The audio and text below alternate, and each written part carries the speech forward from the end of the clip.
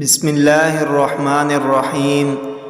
زبانی قرآن پڑھنا افضل ہے یا دیکھ کر؟ فضائل تلاوت قرآن۔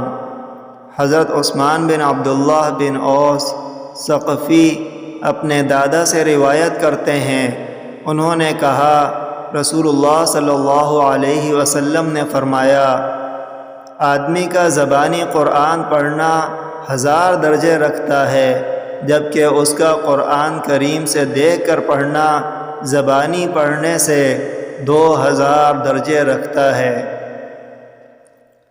وعن عثمان بن عبد الله بن اوس الثقفي عن جده قال قال رسول الله صلى الله عليه وسلم قراءة الرجل القرآن في غير المصحف 1000 درجة وقراءته في المصحف تضعف على ذلك إلى 2000 درجة۔